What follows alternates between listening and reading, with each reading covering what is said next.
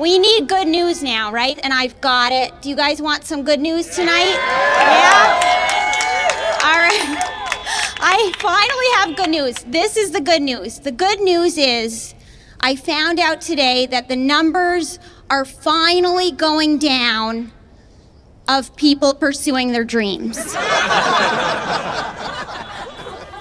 And I think that's good, right? Too many big dreamers in the world. We need to get one big reality check, right? For the entire world. I used to be one of them. I used to be a really big dreamer. I used to be like, when I make it, I'm gonna have a beautiful house in Malibu. You know, I had a real clear vision of my vision board if I had made one. And maybe that was a problem. I never made the board to go with the vision. But if I had, it would have this beautiful house, all glass windows. You know, I pictured myself waking up every morning, going out and gazing at this beautiful ocean view. And now I'm like, when I make it, I'm gonna get a headboard for my bed. A real firm one, no IKEA shit, the real deal. I'll wake up in the morning, I'll be like, I'm a grown-up now. I've got a headboard. I think my problem is my parents were too supportive, right? You want supportive parents to a point, but you don't want them too supportive. Like if I had kids now, I'd be like, you know what you're good at, Johnny? You're good at stocking the fridge. You put that milk away next to the eggs, and if you get really ambitious, I want you to run a lap around the house and then deliver the milk to the front door, and maybe you'll work for Amazon one day. But my parents were the opposite. My mom's a violinist, so she's always been a dreamer, artist type. And she's always like, honey, just find what you love to do and the money will follow. And I'm like, okay, but how far back is it following? Right? Like, are we talking 10 years, 20 years? Is this some karmic life lesson that in this lifetime I'll be broke and in a future lifetime I'll have a headboard?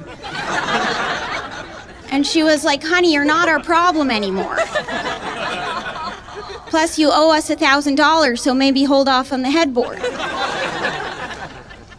She's always comparing me to people. Like, once she was like, you know who you're like, Erica? You're just like Grandma. Because you're in a male-dominated profession with stand-up comedy, and Grandma was in a male-dominated profession with aeronautical engineering. I was like, yeah, we're pretty much the same person. Except one of us was very good at math, and the other owns one towel. Besides that, we're both killing it. Then she was like, I'm just so relieved you were never involved with Harvey Weinstein. She's like, I know you weren't because I told your father if she had been, she'd be a lot more successful. But honey, you can sleep at night. And I was like, actually I can't because my mattress is really uncomfortable. I can't really afford a new one, but I get what you're trying to say. Thank you. It's been an interesting time for men, right? Lots of learning. Been one guy over there is like, yep, I'm learning a lot. Not a great time to be a creepy male comic. Right? So not a great time to be a male comic. So not a great time to be a male is the point. I think for me, what shocked me the most about the whole Me Too movement was just how shocked we were by the fact that men are gross. Right? Like, that's not that shocking. That was one of the first things I learned as a kid. Eat your broccoli, men are gross. Right? And then this year, we all woke up every morning and we were like, did you hear? Did you hear another man was gross again? And I'm like, I'm just not that shocked. Like, tell me something I don't know, right? And every day it was like another one and another one. Every day was like, you know, Christmas Me Too morning. And now I think it's just gonna be the who's left movement. Like, is anybody left? Did anybody not do something gross? Did anybody not jerk off into a succulent? big car could be like this car. I think we really have a good audience reaction. I think everyone should be a convertible from now on. There's 2 convertibles. Nice. Well done, guys. Your parents raised you well. That's the new headboard. I'm in my 30s now. Yeah, who's in their 30s? You wanna? Good. Good. It's a good age, right? It's a good age because your 30s is when you become a person, right? That's when you become a person. Your 20s, you try on different personality types. You're like, maybe I'm rocker chick, maybe I'm emo girl. And then you turn 30 and you just get your mom's haircut and call it a day. You're just like, I'm gonna be her for the rest of my life. Why fight it? And I don't think it's old, right? 30s isn't old, but we've decided as a society to start saying we're old. The second we turn 30, we're like, that's it, I'm old now, I'm old. And then for 10 years, we keep saying that. We're like, I'm old, I'm old, I'm old, I'm old. And then you turn 40, and you're like, now I'm old. Like, I could have been young for an extra 10 years, but I wasted it saying I was old. Now I've lost 10 extra years where I could have been young. Then you turn 80, you're like, now I'm really old. I could have been just kind of old, now I'm really old. Then you die and you're like, I could have been alive for 83 and a half years. Now I'm dead, I can't even have this brilliant thought. So the point is, none of us are old because we're still here, right? Still doing this life thing. 20s is good. I don't relate to it now because I'm like, you guys are so cute because you still think you matter. Right? The rest of your life's just going to be a very long journey where you find out you matter less and less and less every day, and then you die. Not to give it away, but that's what's coming up. I feel like you spend your 20s sort of waiting for your life to start, right? You're like, next year I'm gonna get that big job, and my life is gonna start. And then another year goes by, and you're like, next year I'm gonna fall madly in love, and my life is gonna get started.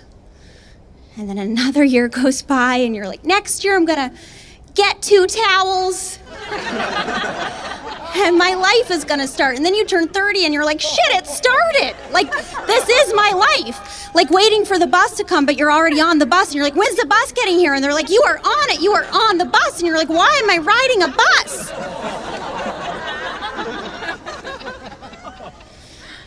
I definitely don't wanna go out as much in my 30s, right? Like, going out feels like kind of a big hassle.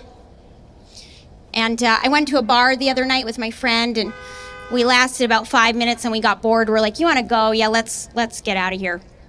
And as we were walking to our cars, my friend was like, oh my God, Erica, we're getting older. We're not fun anymore. And I was like, no, that's not what's happening. Don't worry. It's not that we're not fun anymore. It's that we're getting older and we're getting wiser, and we're starting to realize it was never fun. We just pretended this whole time.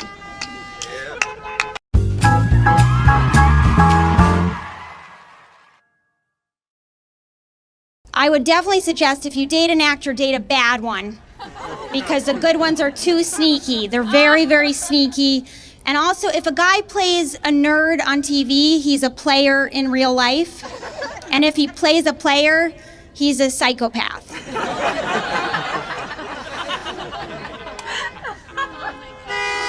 And this guy was such a good actor, but he once acted in the worst scene I've ever seen. I'm gonna act it out for you guys now, because you can watch, but pay attention, because this really happened and it's kind of crazy. So I took a nap at his place, and I left my rings on his bedside table, because I always wear these rings. I didn't want to sleep in my rings. I wake up and the rings are gone. I was like, what? That's weird. I just took a nap. I was like, I think I was wearing them. So I went to find him, and I was like, hey, have you seen my rings? They were just right on the bedside table. And he was like, no. And I was like, that wasn't very convincing. I was like, are you sure? And he's like, yes. what do you want to do today? And I was like, I want to find my rings. So I went back into his room and I was like, they were right here. They were right on the bedside table. Have you seen them? And then he was like, maybe the cleaning lady came. I was like, the cleaning lady came? I was like, this script makes no sense. Like, the cleaning lady came while I was taking a nap and moved them, like in the past hour? And then he just kind of gave up and he like pulls out a drawer and he takes out the rings and he goes, are these them? And I was like, yes. And then I was like, why did you hide my rings from me? Did you think they were somebody else's? And he was like, no. And he walks away. And I was like, yes, you did. You thought they were somebody else's rings. You thought you were being really sneaky, hiding them from me while I was sleeping, like Princess and the Pea. When really you just majorly fucked up.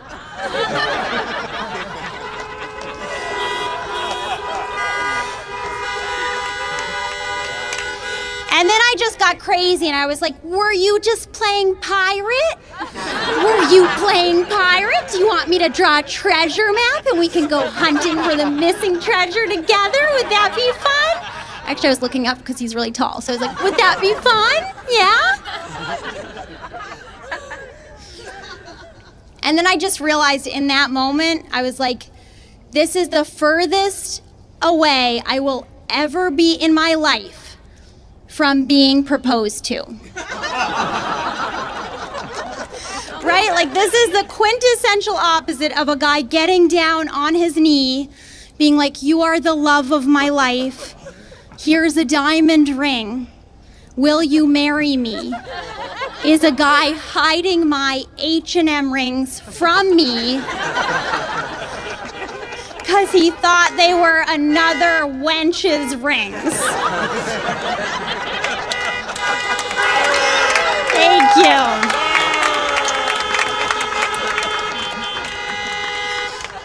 Listen, it was my own fault because there were so many clues, right? There were so many, like, huge clues that I was just like, that's interesting. And one of them was, he once told me, he was like, you know, you're not the only one mad at me. And I was like, the only thing worse than finding out a guy is sleeping with other women is finding out he's fighting with other women. Right? Because that's like a commitment. That means he's like seeing other people. It's not like, you don't have like a one fight stand. You don't just fight with someone the first night you meet them. So that was one clue. Another clue is his doorman told me, he goes, you're special. I've seen you before. Yeah, I don't need to explain that one, right? And then the other thing that happened was kind of weird, was it was Christmas Eve, and he decided he wanted an osteopath to come over. And he pretended it was a big gift for me when really he just wanted an osteopath. And he was like, oh, I'll give you an osteopath, but I'm also going to have the osteopath. We're both going to have the osteopath. If you don't know what an osteopath is, it's like a masseuse who never made it, right? It's basically this guy who comes over and he just taps you. He taps on you for like an hour. Just tap, tap, tap, tap, tap, tap, tap, tap, tap. And you're like, why is this guy, this is annoying. This is annoying. I don't want to be tapped on, right? And so he's tapping on me, and then halfway through the massage, I realize, oh, he's doing like Morse code. Like, this is like, he's like helping. He's like, run, run, run, get away. This guy's not good for you. Leave, you idiot. I was like, and I wake up and I was just like, I'm done. And I just left. I was like, I'm gone. It's over.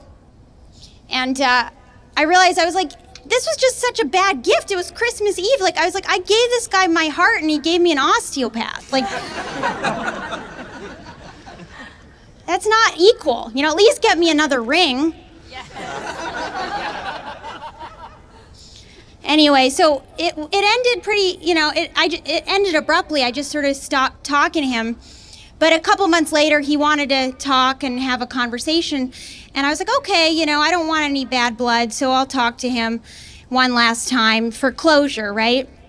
But I was like, how do I explain to a 50-year-old going on 5-year-old wannabe pirate that this isn't gonna work for me, right? And so this is the best way I could articulate it, okay? I said, listen, I'm an all or nothing person, okay? And you're a nothing person. And in order to date you, I would also have to be a nothing person. But I would rather be an all person than a nothing person. So you can take all of your nothing and give it to somebody else, because I'm gonna hold out for an all person to give my everything to. Since I have nothing left to lose, you have nothing left to give, and I have nothing left to say.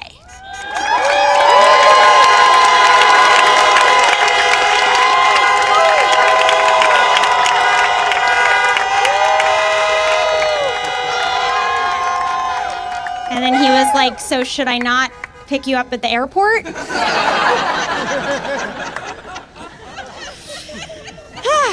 So I dodged that bullet. That's what people say. I don't understand this expression, dodged a bullet. Like, people always say when you get out of a bad relationship, they're like, you really dodged that bullet. And I'm like, I thought dodging a bullet was like the bullet comes at you and then you jump out of the way and then it hits something else, right? Isn't that dodging a bullet? But I didn't think it was like the bullet comes inside of you and then you fall in love with the gun. Like maybe surviving a bullet. I don't think it's dodging one.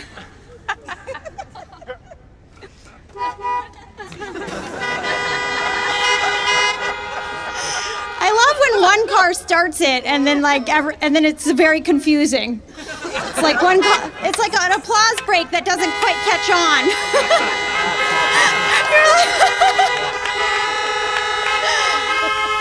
Each car for himself. I think with dating it's complicated because like I don't want to do online dating apps, right? Because I feel like people on those apps are on there because they want to meet other people. And I don't really want to meet people who want to meet other people, right? I want to meet people who don't want to meet other people. Then they meet me who also doesn't want to meet other people. Then we fall in love the old-fashioned way, totally by accident. We're both least expecting it. We both have been too hurt to possibly love again, but we fall in love despite ourselves. Then we get married. Then we have 3 kids. Then we get a divorce and live happily ever after.